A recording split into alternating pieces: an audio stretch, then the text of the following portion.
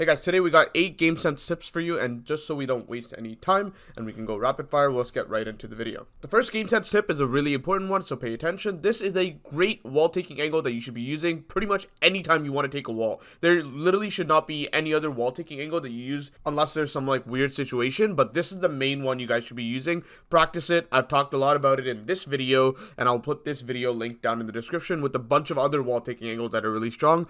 They all incorporate the main idea of diagonal box fighting.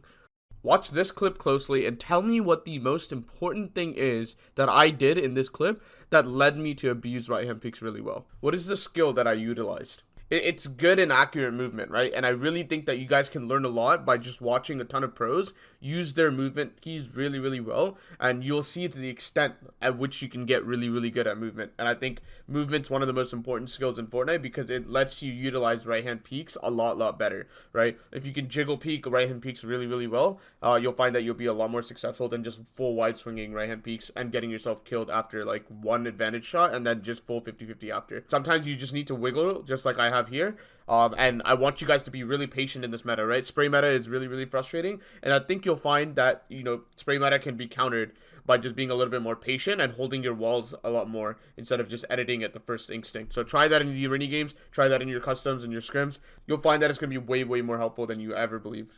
In this clip, I pick up a quick elimination, a full 50-50 jump in box aim duel, and then quickly realize that there's a ton of people around me, so I need to get out. So I purposely not take any sort of trade, especially me running past someone right here, and then I really focus up on trying to just get out of that box, right? I need to get out of the box, and then the most important thing, this is the tip right here, have some sort of defensive reboxing routine. What I mean by that is just have some sort of mechanical pattern that you have to just make multiple boxes in a row. This is what mine looks like. Yours does not have to be the same. Just have something, right? It's rehearsed, really well planned, and really well mechanically like memorized so that you can actually get out of these situations just like I have here and then pop your heals in a really safe location.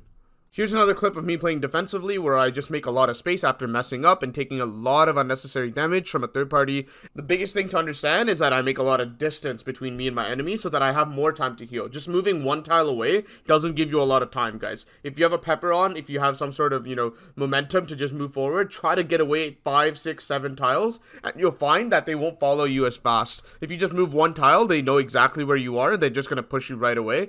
Try to move a little bit further, use stair tarps if you have to, and then once you move further, the way you turn the fight is to quickly use all of your fast heals. If you have bigs, you're probably not going to be able to pop them if you're facing a good player. And then just understand that the way you turn the fight, guys, you have to go for some sort of pre-fire, right? You need to be going for something to turn the fight back because you with a huge HP disadvantage like this, nothing's going to go your way if you don't get a shot back on them, right? So peeks are really useful here. Pre-fires are really useful here. And then here's the tip, guys.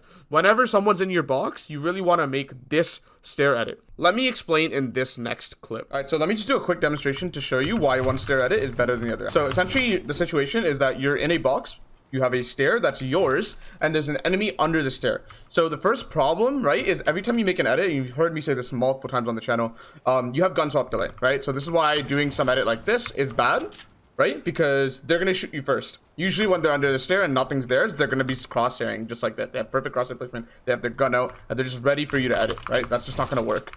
So the solution most people in the pro community and in Fortnite for the past year have done is just this, right? They've done this edit and right hand peeked here, right? Because now if you notice, I can't see that corner. Bro, if I'm in the enemy position, I can't see that corner. This stair edit doesn't work. It's not good, right? So let me explain why. Why is this stair edit bad? First of all, it relies on them actually being in this side. They can be in this corner. It's just not ideal. The other point is that it's really hard to go for a shot and then reset. It's just not a good angle to have some sort of reset to like block their next shot, right? So then the alternative, the edit that I suggest in the video is this, right? Why is this good? They're under the stair. I do this, I should jump up a little bit or even just like let myself fall, and that way it's gonna really have that sort of pause where I'm behind cover, just like that, before I can pull out my gun. Makes sense? So they won't be able to see me while I'm in midair, right? And I can shoot them, and you'll notice they're actually completely blocked. Like they can't shoot me at all. They can only see this area, and even if I'm like this, they can only see my legs, which is obviously like minimal damage. And this way I can just go for like a shot like this, right? I can go and then reset. Notice how I can block their counter shot. I can block them right off. And notice that they can't really walk forward like this, because they can still, you know, notice that, like, just one small thing that I want you to notice with this edit as to why it's really good is even if they walk forward to see you more, they want to sort of expose you, they can get a shot, because right here they can't see you at all. So naturally you're going to walk like this. The immediate next thing you're going to do after getting your right hand peek shot is to reset. This is a really good edit. You can go for a shot, reset, and they have no counterplay whatsoever. And then guess what? It's the exact same scenario again. You do the exact same thing, right? So let's say I got my first shot. Right? Let's say I got my first shot, shoot, reset, hold, and I can even replace it myself to get a higher HP and catch them off guard. Now they can't really shoot it and break it, and then I just do the same thing again, right? And eventually you should be able to work them down.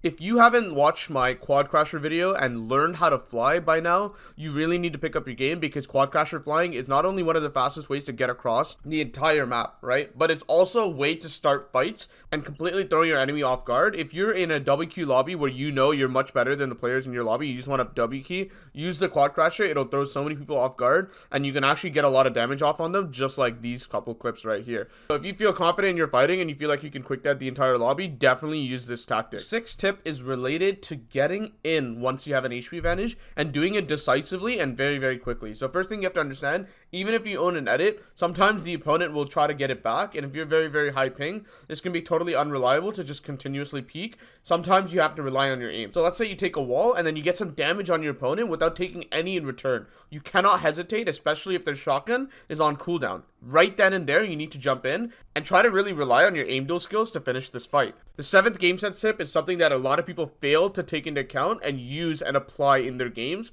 and this is paying attention to where your opponent's looking.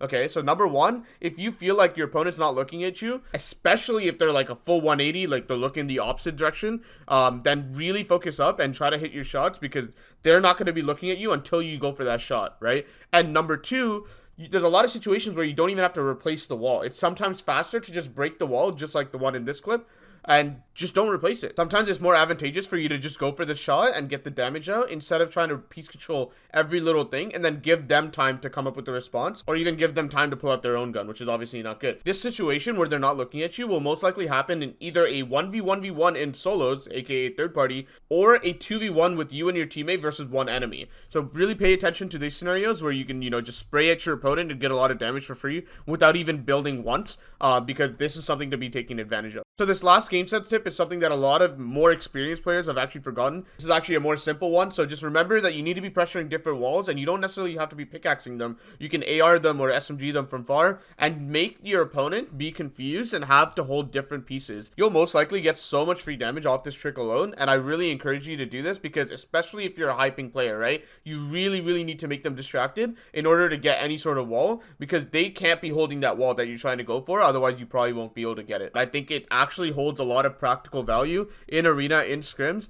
and just make sure that you're pressuring different pieces. Okay, don't make it as easy as possible for your opponent to just be sitting there with his blueprint out and holding one wall. Make it complicated, make it hard for them. With that said, guys, thank you so much for watching this video. Hopefully there's some material in here that has helped you, peeking, movement, focusing different pieces. There's so many different things in this video. Obviously, I'll be making more of these. I have so many in my head that I really want to share with you guys. So stay tuned on this YouTube channel, and I'll see you guys next time.